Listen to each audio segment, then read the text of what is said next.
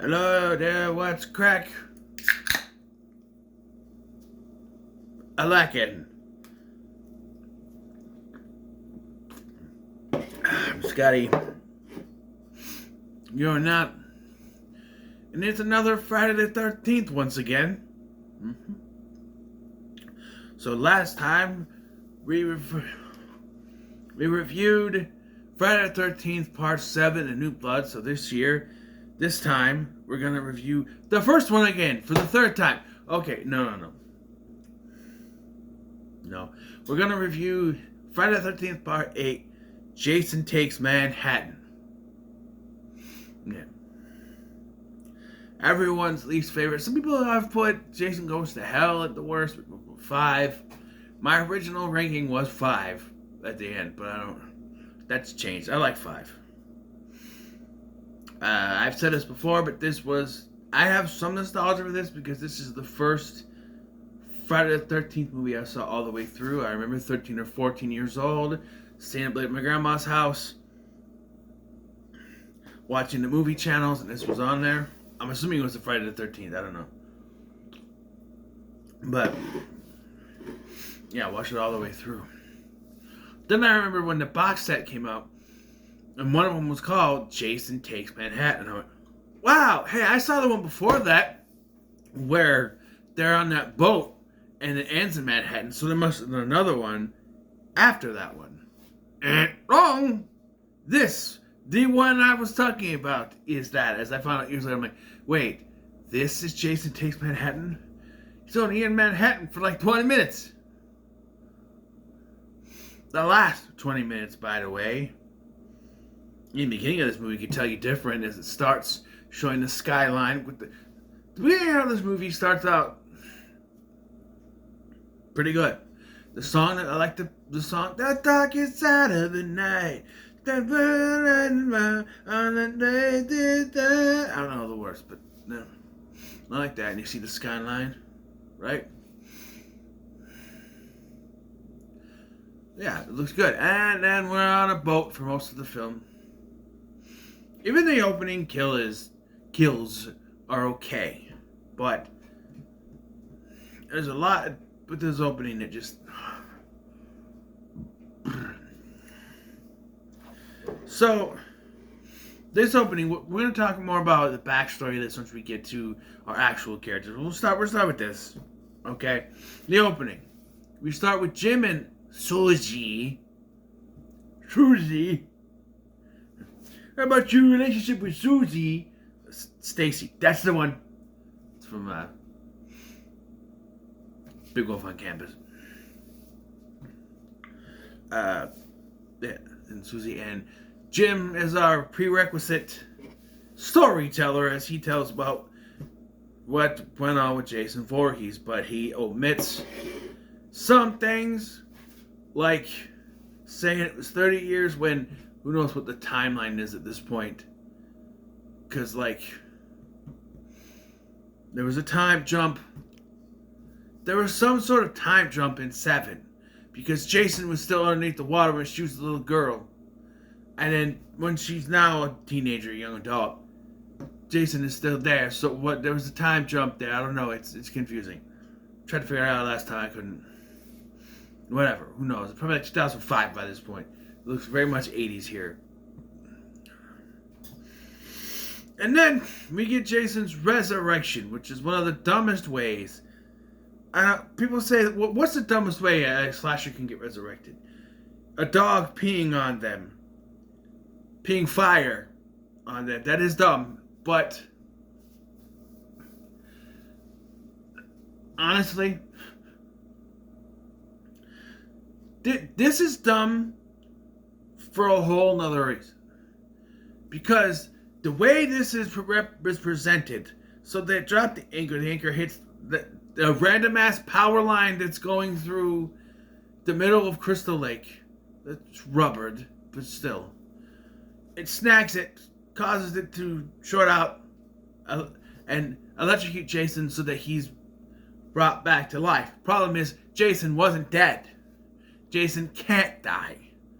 Right? He was just strapped under the water by Tina. He wasn't dead. So what did the electricity even do? Did it wake him up? Was he taking a nap? And he's just able to be free, even though he was strapped down there by Tina. No. And then we get... I hate this look of Jason. I do. The more I think about it, I hate it. Slimy, gooey. He's all gooey. Slimy, gooey Jason. I don't like him when he's gooey. And you think he could try out. No, he's just gooey. Which makes no sense. Sometimes. Like, he's on a boat for most of this damn movie, and he doesn't try out. He's just gooey. All the time. They got Kane Hodder to come back, even though they wanted... Kane Hodder to come back, even though they wanted a different stuntman to play him, because they didn't think Hodder would come back, and now he had to lobby to the producers to get back. He's like, no, I want to do it. I want to do it. And then,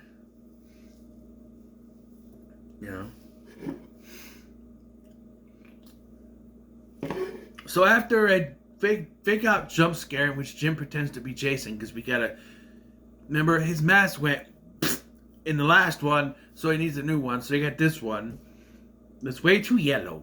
That's another thing. He's gooey and his mask is yellow. I don't know. It's too yellow. Look at that one. That was not too yellow. It's got a little bit of... It's off-white. This is yellow. Jason's mask should be off-white. This is yellow. It's yellow. Yellow and gooey. He's yellow and gooey. I don't know why I do with an Italian accent, but he's yellow and gooey. I don't know. But after the dinner jump scare, they proceed to get busy. Have sex. Do it! But they don't get to do it for long. By the way, why we gotta see this dude in his drawers? Come on. The purple underwear, or are they blue? Maybe they're blue. I don't know. Anyway, Jason shows up, kills him, because he's on top. And then she runs up, decides, instead of, jumping in the lake and swimming to shore, she's just gonna hide on a boat. Though I thought about watching this. How funny would it be? Because I'm assuming that the water in Crystal Lake is now electrified because it brought Jason back. If she did go to jump into water to escape and she just gets electrocuted and Jason just standing there going, did it help that? I can't do it that way, it hurts. My neck just cracked. Maybe I do. Yeah, better not. My neck cracked. His little...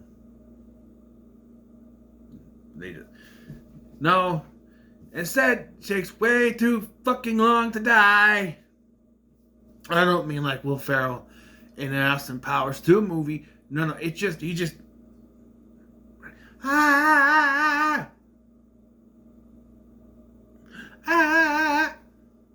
Fucking kill her already. She couldn't move or nothing. She finally does it.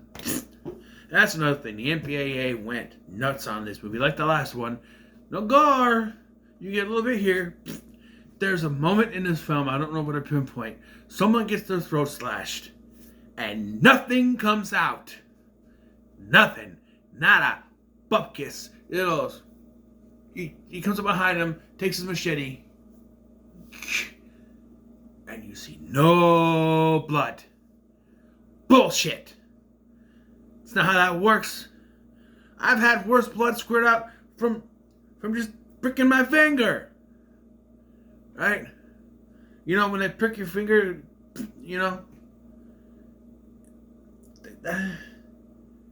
pepper cuts the blood out more than that. This is a slash across the entire fucking throat. No blood. Bullshit. Now, I'm not sure where that takes place, so I had to point that out here. But anyway, now they're dead. It's time to meet our actual characters. And this opening feels weird and disjointed. This feels like a different movie at first, because it's just like... Yeah. It's like a different movie, because now we had this Friday the 13th thing, and everybody's getting ready. And you'll notice right away that this feels like a continuation of sorts. especially when the conversation between Charles, who I would henceforth be referring to as Dickface, and this other lady whose name I do not know. I will be calling her Caretaker Lady. So Caretaker Lady's talking to Dickface. And they have a talk about, we meet our main character, Rennie. And they talk about, oh, it's okay, you'll be fine. Like, something has happened. Something has happened, there's something. We don't know what had happened before this. We find out something, like, we never find out. All we know is that Charles is or Dickface is now her guardian, her legal guardian. He hasn't wanted to be there, but the teacher lady brought her there. Now, throughout the film, we see that she has weird visions of Kid Jason, which are connected to something that they wrote in later to retcon something else. And that something else is the fact that this was supposed to be Tina. They originally wanted Tina to come back and play this role. She said, okay, give me more money. And they went, no. Bye. And brought in this new chick. And, like, I'm convinced they only rewrote a little bit. They wrote a couple things that onto it, like the Stephen King pen that comes in to play later, and her being afraid of the water, because they added in another plot line revealed later that is bullshit.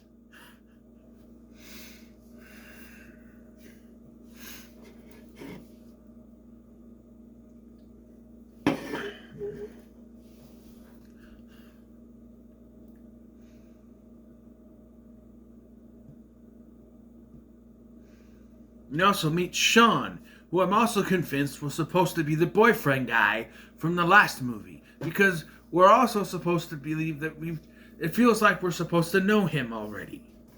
This film is rated as if we're supposed to already know these characters, and we don't. But no, there are also several plot points that go nowhere. There's a plot point in which Sean's father, who is a capitan of this boat, wants him to also be the capitan.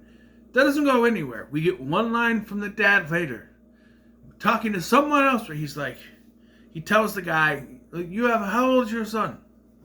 19 months, which is over a fucking year. Why did they do that? How old is your son? 19 months. That's a year and a half. Shut up. To say a year and a half. 19 months.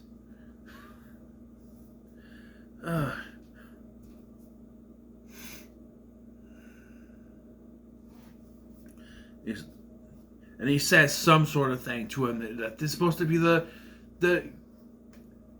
ending to the story, because right afterwards they both get killed. So I don't know. The most notable actress in this movie is Kelly Hu, though the nerd with the glasses I think I've seen before somewhere, and I think the guy that the Capitan was talking to I've seen something before too, but I can't tell you that because I don't have my other TV hooked up. I'm fine by seeing my pants here, people. Yes. So we automatically see there's something between Rennie and Sean, because of course there is. But again, they act like they already know each other, which in characterization they do. But this feels like they should be different characters. I also don't know who Charles or Dickface and the teacher lady were supposed to be, because he couldn't be the psychiatrist guy because he did, and the mom was also dead. So it could just be she got lumped with another guardian or something. I don't know. And Jason climbs aboard. Right. Another plot point that goes nowhere is that the bitchy girl, I don't know her name, Kelly Hu's friend, the bitchy girl. Oh, I did a joke when I was watching this morning before I went to work. There's a scene where she's got cocaine and she offers some to Kelly Hu. She goes, "Hey, you want a hit?" And I went, No more. I'm tired of waking up on the floor. No thank you please, it only makes me sneeze. And then it makes it hard to find the door. That's Ringo Starr. Yes. I love that song. But it made me laugh. But yeah, Charles walks in and they smash the mirror. What are you doing out here? They're just in the middle of the boat. This is the only time that he has the right to be an asshole. He's like, you get to your room. He's like, no. I know I said I call him Dickface, but I can't stop calling him Charles. So he's Charles. He's like, I need your biography report, which is the start of a story that really doesn't go anywhere. And it's like, so then he leaves, and Kelly's like, what are you gonna do? Kelly Hugh is like, well, what are you gonna do? And she's like, don't worry, I got him figured out. So then Charles shows up to her stateroom, and he walks in, and she's in a robe, and she disrobes. She's in her underwear, and she's drawn on the appropriate anatomy stuff. And she's like, I want to show you my report. And his reaction, hey now, what is this? What are you doing? Stop it. Stop that. Well, I would know. I'm just like, I am acting. And what is this? Then she like makes out with him, gets him on the bed. Finally, he's like, no, get off me. It turns out Nerdy Guy was recording, right? And she's like, well, I got the tape. He's like, he won't be doing anything. Again, this plot point goes nowhere because Jason shows up right after this and kills her. We get a little bit of nudity if you can see it in the mirror quick enough to pause it. We don't get really much nudity except for when he grabs her, he pulls her robe off, and you can see it in the mirror quickly. You can see the tits, because she goes in to take a shower to get the anatomy stuff off of her. That's really all the nudity we see. There's also the whole thing about this other girl, JJ or AJ or whatever her name is, that wants to be a rock star. She's the first one killed, so that's another plot point that doesn't go anywhere. How they don't even care about other characters. Because at one point, Jason goes through, he kills the Nerdy Guy, he kills Kelly Hugh, he kills the crew members, the not crazy Ralph guy that keeps warning them that Jason Voorhees is going to kill them, and he ends up dead because Charles thinks it's him because he sees him take a kitchen knife. It's weird too, because he turns around, Charles turns around, he sees them, and they just go. And he's just standing there with the knife, and then he runs off, and I'm like, what was that supposed to be?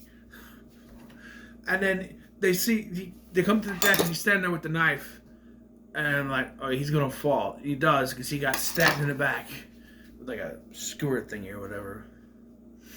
And I'm like, we gotta get out of here. And like Julius and his friends went off to figure out, and I think they died off screen, and they just find Julius in the water. The thing is, the water is flooding the place, and they're like, we gotta go to the restaurant, and they're because that's where all the other students are. And with one line, Sean kills them all off because he's like, there is no more restaurant, because apparently it flooded in the water. So, but what is the restaurant? That's not the disco dancing thing where they kill Kelly Hugh, right? Because she's the only one down there, and they even run through there again. I don't know. And then 3/4 of the way through the damn movie, we finally get to New York.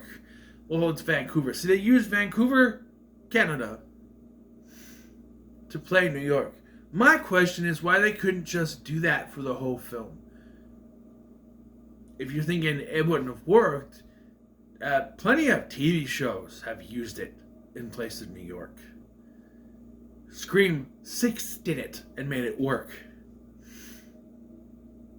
Apparently, the Killer on a Boat story was an earlier idea of the script writer, and they said no to it. And once they realized they didn't have the budget to do anything in New York, they went back to it.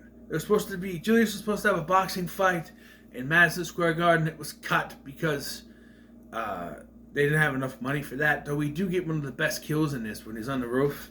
Come on, man. Do your best, motherfucker. Head just flies off. I did a top 10 favorite kills in this franchise years ago. And that was on there. It wasn't number one, but it was on the list. It's probably the best kill in this movie because you actually fucking say it.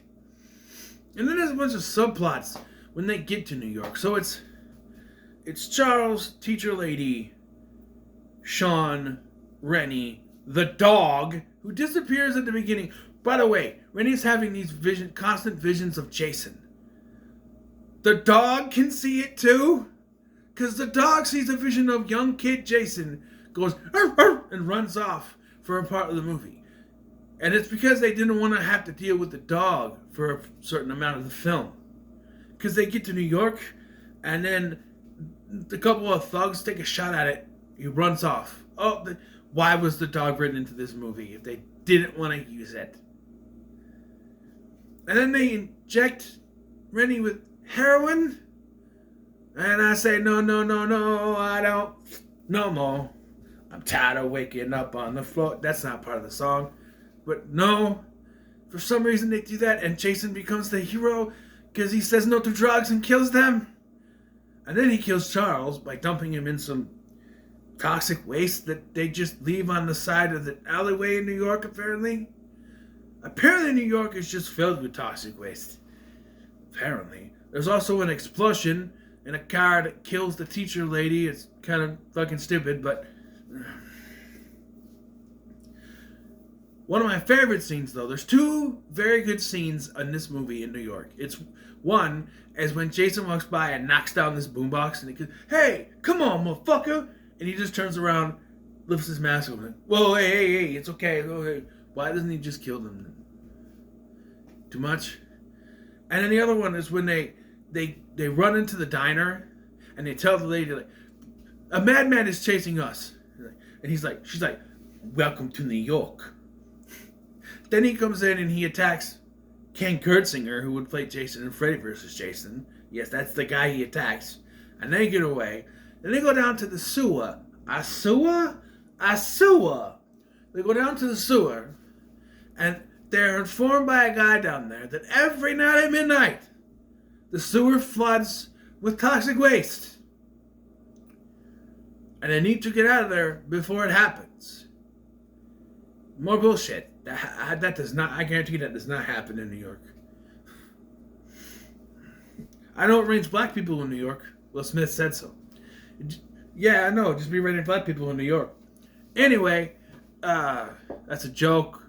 By the way, it's from a movie, Men in Black.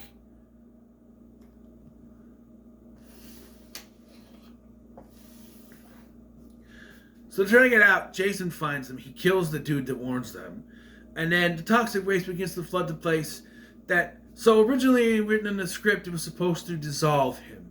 But then Paramount went, well, if we did that, we wouldn't be able to make a movie. So they compromised by just turning him into a child. Like, during some of the flashback sequences that she has, she sees him disfigured. But throughout the movie, it becomes more and more like a regular child, which is not right. And even more so, I forgot to point out, it is eventually revealed because after Teacher Lady explodes, she suddenly remembers why she's afraid of the water. It's because when she was a kid, Charles took her out into the water on a boat. And he pushed her in the water to help her learn how to swim. And she was dragged down by child Jason. Bullshit. That makes no fucking sense. It makes no sense. At all. No, nothing. Nada. No sense. No. It don't make sense no more. No. Doesn't make any sense. No matter if you try to... The timeline's already fucked up as it is. Alright? But she is not nearly old enough. This would make her 45 years old. At the most. That this kid Jason... Because you gotta think about this. Okay? Child Jason was 30 years from 1989 when this came out. I was thinking 89, it came out 85, I don't know why. This came out in 1989. Remember that the events of the first film was 1979. but the events of Jason's death wasn't until the 60s. She would have to be like 45 or 50 something for her to be a kid and Kid Jason to pull her down. It makes no sense. What they did with Chris in the third film makes more sense.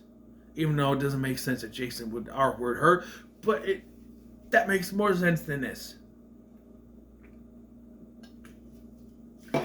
Again, though, Chris was supposed to be Ginny, and they just sort of changed things. They didn't change enough, and whatever they changed didn't make sense. So Jason's a child, for some reason, I don't know. Yeah, and then the reasoning is, we want to make another movie. Okay, would you explain? Would you explain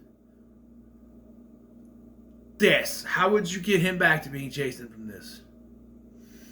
They don't even try, because after this movie, they're like, you know what, we're done, and it's out to New Line. And New Line were like, well, you know what? Just forget that ending, and Jason's just back at Crystal Lake.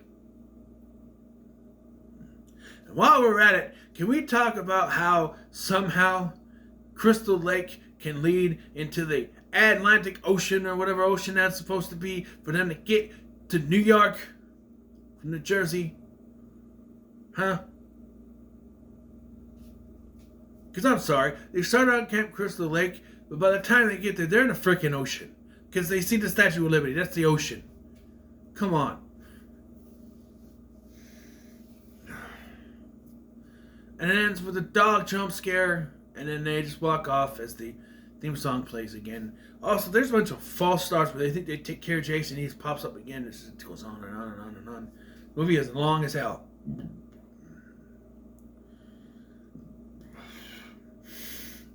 Sorry about that.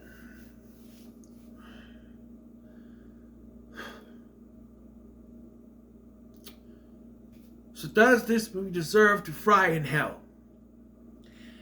No. Sorry. It's bad. But none of these movies are masterpieces by any means. Maybe 4. 4, 6, and 2 are good. 4 and 6 are the best. But, you know, like, if you're going to watch a Friday the 13th movie, you're not looking for something fantastic to begin with. And that's, you know, I've become numb to this movie, and even to the hate for it. But I hate to hate it. You want to hate this movie, that's fine. And so, like I said, I had nostalgia for it. It's crap. But it's crap that is stuck in the mud. And that's my final ranking. Right, my final rating. It's stuck in the mud.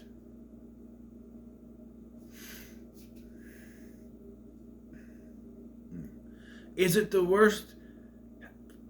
Yeah.